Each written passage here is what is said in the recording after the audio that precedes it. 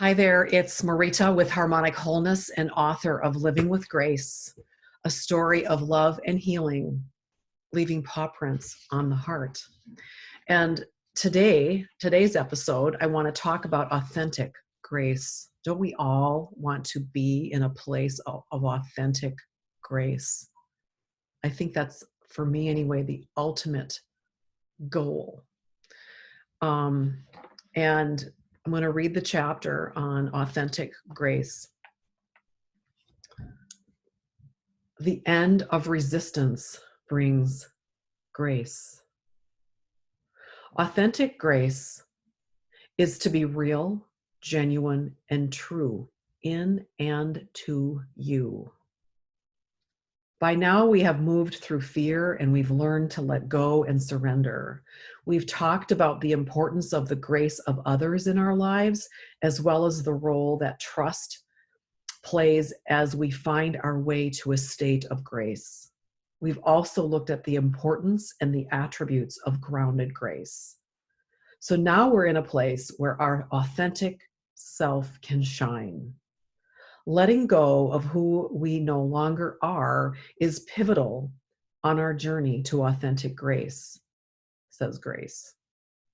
Life is a journey of uncovering our true self and divinity that we are.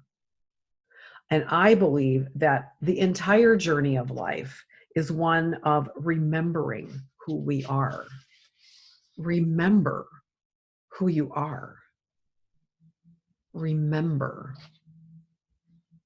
As we remember who we are, we easily and naturally become our best and highest version of our authentic self.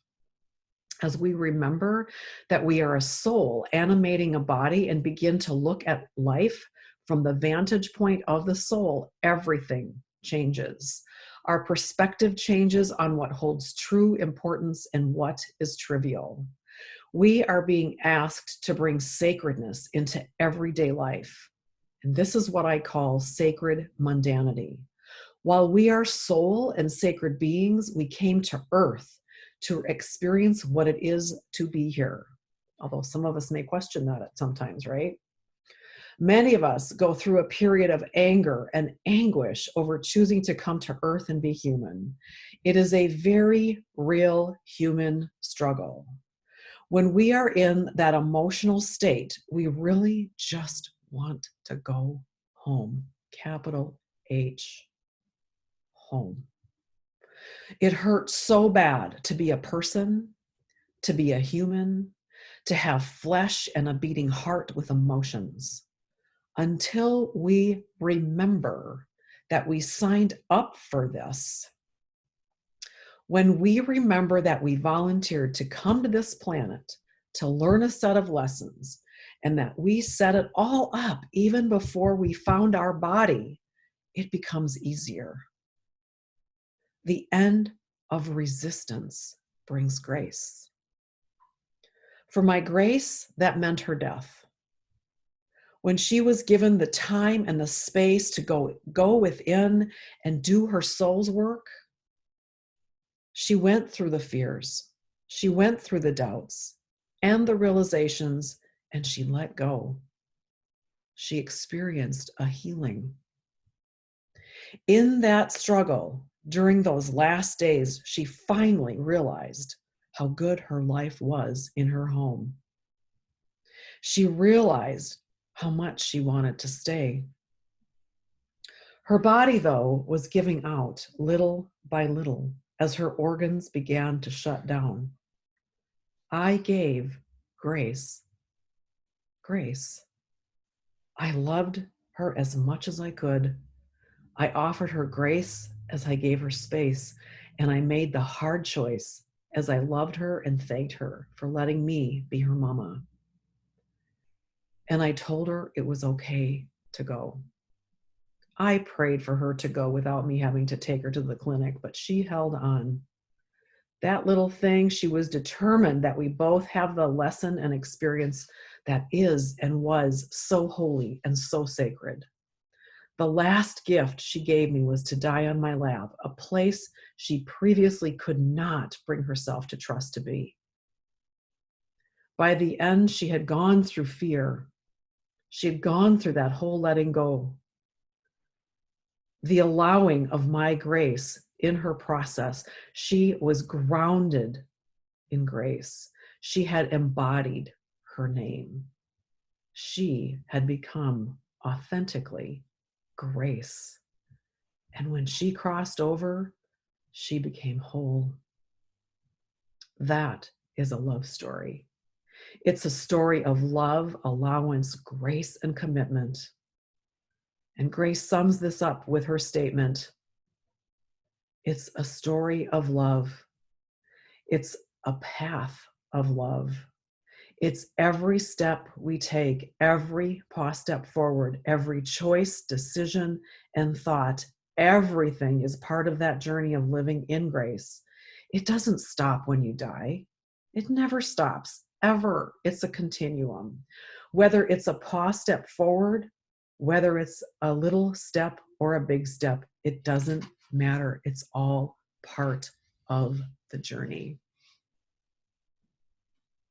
I don't know about you, but my crown is just tingling and wide open. That is, again, I say it in every recording. It's so profound. The wisdom is so deep, you guys. This stuff is so simple, and yet it's not easy. Have you ever loved someone or something so much that it hurt that you felt your heart was going to just pound out of your body? Have you had to make the difficult choice to let someone or something go, whether by death or just parting ways? Have you felt angry and struggled with your choice to become human and come here? There are times where I'm just really blankety blank annoyed with having to live through this stuff. It just, yeah. Do you struggle to find authentic grace and be who you were meant to be? Sit quietly and think about that. Who are you? Who are you meant to be? And let go of the resistance and allow sacred grace to come in. Who are you meant to be? And again, to continue the topic of the previous episodes, you get to reinvent yourself during this time of COVID-19. I believe it's a gift that you get to give yourself to, rather than have all the negative emotions around the stay-at-home order or whatever your area happens to call it. Look at it as a gift where you get to look in the mirror and say, what do I love about who I'm seeing? What don't I like so much? How can I change that? And I invite you to click on the link below. If you want to work with someone who is exceptional at asking difficult yet profound, poignant questions, schedule an appointment with me and we will explore together this gift that COVID can be, this gift that contemplative questioning can be, the gift that grace can offer you.